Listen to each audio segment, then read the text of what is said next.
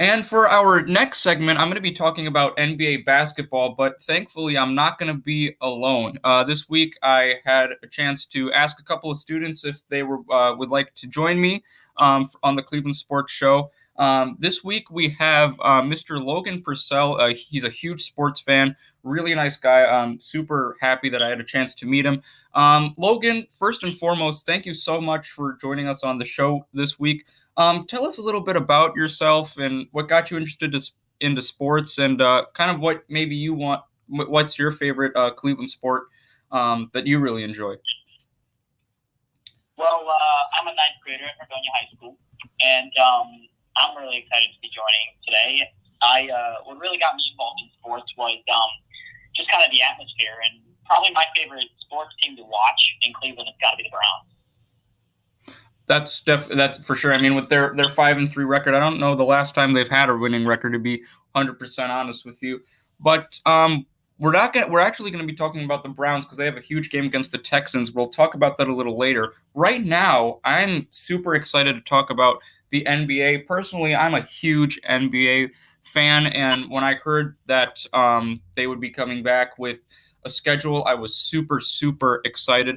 The actual date for the NBA season to resume is December 22nd. That'll be a Tuesday. Generally, the opening night of the NBA is on a Tuesday anyway. And but there are some more key dates before that, Logan. November 18th is the 2020 NBA draft. Obviously, the Cleveland Cavs have the number 5th overall pick for the second year in a row. And then Friday, the 20th of November, the free agent signings begin. And then Sunday, players have that option to sign with their new team. So before we get into like draft stuff, Logan, who are some teams, not only the Cavs, but other teams around the NBA that you're really looking forward to watch this year? Well, I think a very interesting team coming up this season is going to be the Boston Celtics. Yeah. I think they're really loaded, but I think they really underperformed last year in the playoffs. I'm excited to see if Jason Tatum's going to be able to take that next step to be that number one guy. Yeah. I'm really excited to see Golden State if they're able to bring back their former past glory. Right. Of the Splash Brothers and those guys. Yeah. So that'll be interesting. I'm excited to see if those guys are able to bring it back. And Logan, one team I'm interested in seeing is going to be the Philadelphia 76ers. I know when we're talking about the Atlantic Division, the Brooklyn Nets are really the team that sticks out because of Kevin Durant. You know, Steve Nash is the head coach. Kyrie Irving's there and the surrounding pieces. They're probably going to be one of the best teams in the Eastern Conference. But to me, the acquisition of Doc Rivers to Philadelphia I think is going to be huge for Joel Embiid and Ben Simmons because Doc Rivers is going to get them out of their comfort zone.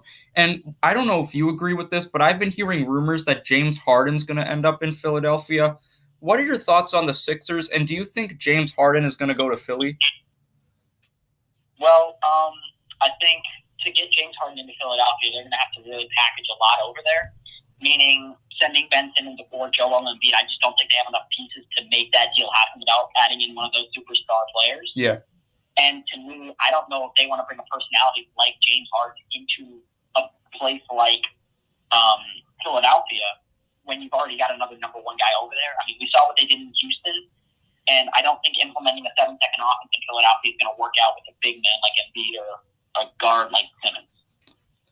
Yeah, I mean, my overall thoughts on the Sixers is honestly, I think if you keep the core of Simmons and Embiid, and you just need to find more shooters, I think, because the problem last year was like the Sixers were a decent defensive team, but they could not shoot the basketball to save their lives. So I think you keep Josh Richardson for sure because he's an asset, but I think you just need a plethora of more shooters so that way Joel Embiid can work more in the post, and then Ben Simmons doesn't have to basically be the best shooter. You know, he can maybe take some more time to work on his jump shot because he'll have shooters in his place. Those are my thoughts on the Sixers. But I also, one more topic before we talk about the draft is the Houston Rockets. And I've been hearing rumors that Russell Westbrook does not want to be there anymore. Logan, is there a place other than Houston that you could see Russell Westbrook fitting? The Knicks have been an option, but what are your thoughts? Yeah, I know. I think Russell Westbrook going to the Knicks in a trade just would not be something that is going to be long lasting.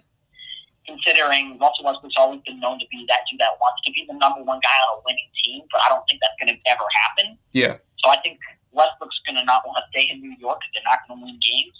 But, I mean, I can see him probably going to New York in a trade, or, I mean, I've also heard people talking about him going to Phoenix. Really? Phoenix is looking for a guard to partner up with Devin Booker. Yeah, I've heard Phoenix has been talking with Chris Paul as well, so I think they're going to get something done this offseason for sure. But in terms of the offseason, the NBA draft is also coming up. That'll be this upcoming Wednesday, November 18th. Logan, Cavs have the 5th pick once again for for the second year in a row. Some of the top prospects in the draft this year include Anthony Edwards out of Georgia, LaMelo Ball, James Wiseman out of Memphis, Obi Toppin, who's right here from the state of Ohio, goes to Dayton. Killian Hayes, also, who's a point guard, a prospect this year. To me, Logan, what I think the Cavs need is another shooter. Everyone's saying they need a big man like Obi Toppin. I think it's more of a shooter base because there's so many bigs on the Cavs. If you think about their roster, Logan, you have Kevin Love, Tristan Thompson, Cedi Osman, Kevin Porter Jr. is a forward, really. Andre Drummond's there. They just acquired Jordan Bell, who's a forward as well. So I think they have enough forwards and big guys. I think now is, can they get consistent shooting outside of Colin Sexton and Darius Garland? What are your thoughts on what the Cavs need for this year's draft, Logan? Well, in this year's draft, I'm Cleveland drafting them number 5. My pick is going Denny Avdija. Okay. The overseas guy, the overseas forward, 6'9". I think he is a really good franchise player to build around. I think what the Mavs did over in Dallas, getting a guy like Luka and getting him and Kristaps Porzingis over there is exactly what Cleveland needs to do because they've got a lot of young guys. But if you pay attention to a lot of the games, they don't really have that one personality, that dude at the end of the game that's just going to take over. Yeah. And I think this is that guy. Well, I think with the Cavs, I think, they're clearly in a rebuilding situation, but I think they're going to be one of the better rebuilding teams in the NBA. I think their rebuild's going to be faster because, Kevin Love is still there and Tristan Thompson are still there. I don't think the talent is a question. What really concerns me is, that focus on the defensive end and how committed guys are to Cleveland. And especially with Andre Drummond, I'm really interested to see what he's going to do because I don't really see another place for him to be as of right now. And with JB Bickerstaff really has his team's eyes and ears. We saw last year the stuff with Beeline just wasn't working out. But JB Bickerstaff had them going on a roll for a bit, and then the COVID pandemic hit and their season had to be canceled. So I'm really interested to see, like you said, Logan, who's going to be that guy, if it is their newest draft pick, that's going to take over in those final minutes, especially in a close game. Yeah, I think again, the personality aspect, I think they just need to get a guy in there who knows how to play winning basketball, and this guy has won a bunch of overseas championships. Yeah, definitely looking forward to that. Just a reminder for you fans, the key dates for the 2020-21 NBA season. November 18th will be the NBA draft at 7 p.m. presented by State Farm. That'll be on ESPN. Friday, November 20th, free agent negotiations will begin. And then starting Sunday, November 22nd, players will be able to sign contracts with teams beginning at 12 noon. And then finally, Tuesday, December 22nd, opening night of the 2020-21 NBA season. Should definitely be looking forward to that. Well, the Indian season and the MLB season is over, but as I mentioned, there is a lot to talk about with the Cleveland Browns.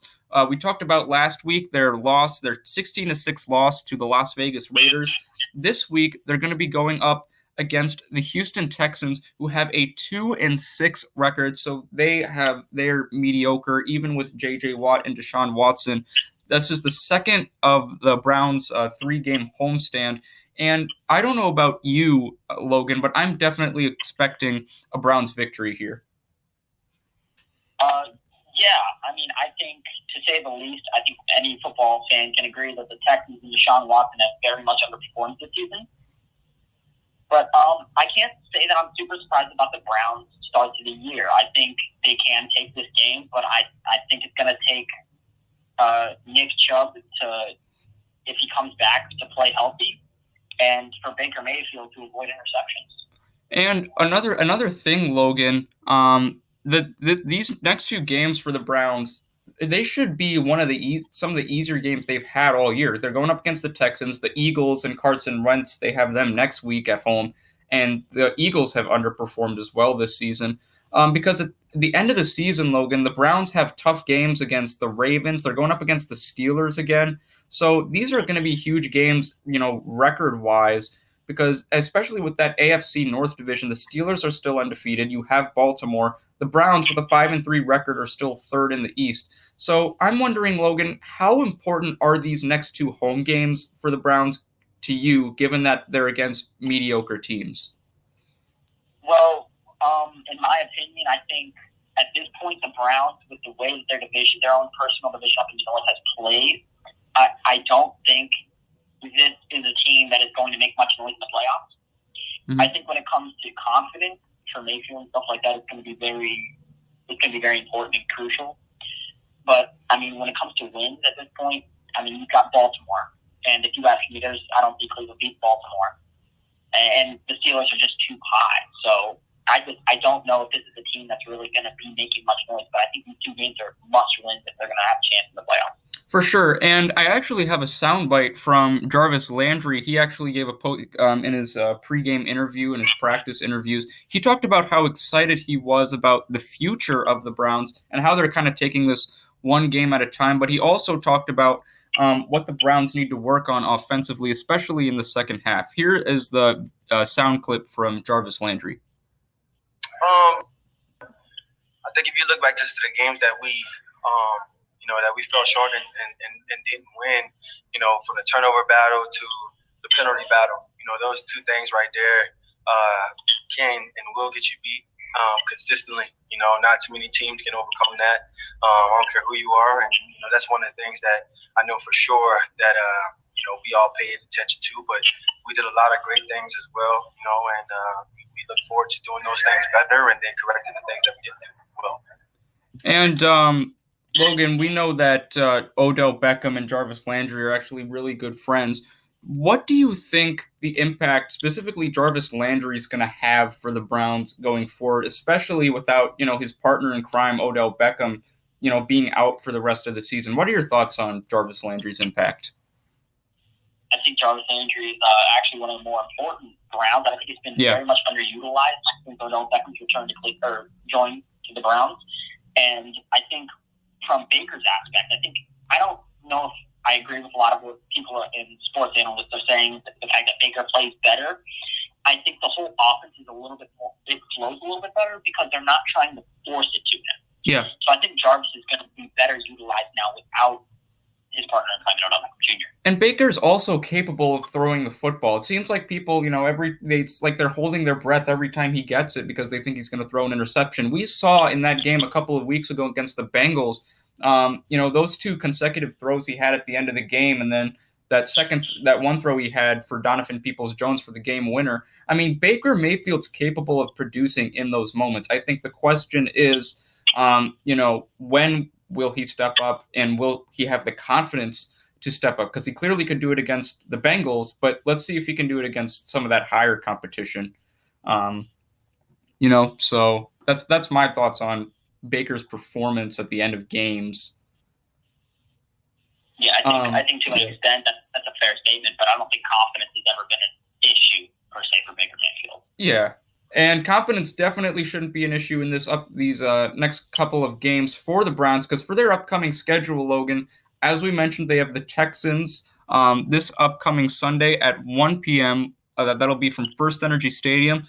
The third and final game will be next week of the Browns' 3-game homestand. It'll be against the Philadelphia Eagles and Carson Wentz, who, as we mentioned earlier, have just been very, very subpar this season. After that game against the Eagles, the Browns will have a 2-game road trip, going to Jacksonville for a game against the Jaguars, and then to Tennessee for a matchup with the Titans. For your prediction this week, Logan, we talked about how I talked about how weather was such a huge factor in the Browns' loss to Las Vegas a couple of weeks ago. The weather's going to kind of be the same. It'll be a little warmer this Sunday. It'll be 54 degrees is the high. Humidity of 62% and winds of 32 miles per hour. Logan, the weather, and if you take the weather into account and the way the Browns have been playing, as well as how subpar Houston has been, what is your overall prediction for this Sunday's matchup? I think the Sunday's matchup is definitely going to be a little bit of a low-scoring one. I think the Browns are going to get off to a hot start. I think both teams are going to get off to a really hot start, but I think when it comes down to it, it's going to be a lot of ground and pound. And for me, the Browns just have more of that than the Texans do, because throwing the football, as you mentioned, is going to be a big issue. Yeah. And if, in my opinion, whoever has the lead going into like the fourth quarter time is going to be the one with the game, because I don't think with those wins, you're going to be kicking a 45-yard winning field goal to be able to come back and win that game. So I'm going to my final score is I'm going to go 21-17 Browns. Interesting. I have the Browns winning this game as well. I definitely liked what you had to talk about in terms of how it's going to be just like pounding into the ground. It'll probably be similar to that Las Vegas game in a sense that not very many touchdowns in that game as well. That, Logan, is those are all of our topics for this week. Thank you so much for joining me. Hope to hear back from you next week as well. Hope you can join us then. But great debut for the Cleveland Sports Show. Thank you so much for joining me, and I hope to talk to you again next week. Yes, sir. Thank you. Thanks so much, Logan. And ladies and gentlemen, that concludes our episode of the Cleveland Sports Show. But before I go, I do want to inform you about how you can access past episodes of the Cleveland Sports Show, as well as some of my other work on NordoniaHills.News. So let's get the party started there.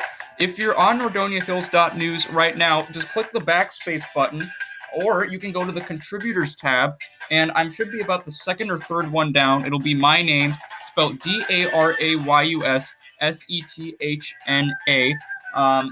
From there, once you click on my name, you'll see all my episodes of the Cleveland Sports Show. You can scroll down, pick which one you want to listen to, and also you'll see articles that I had a chance to write this past summer about I did some different player bios, as well as I conducted some interviews as well. So lots to see for you on NordoniaHills.News. You can also check out my Twitter page. It's at Nordonia Sports, or you can just type in my name on Twitter, spelled DARAYUSSETHNA. Additionally, the Cleveland Sports Show is also on the go. So wherever you are, you're in Texas, California, Florida, even here in Cleveland, on the go, this Cleveland Sports Show is on Spotify. Just type in my name, spelled DARAYUSSETHNA, and you'll be able to access all of my Cleveland Sports Show episodes.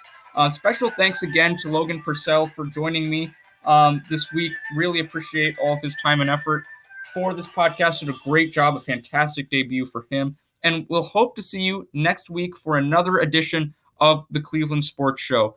That concludes our episode for this week, ladies and gentlemen. Go Browns, and I hope to see you again next week. Take care, everyone.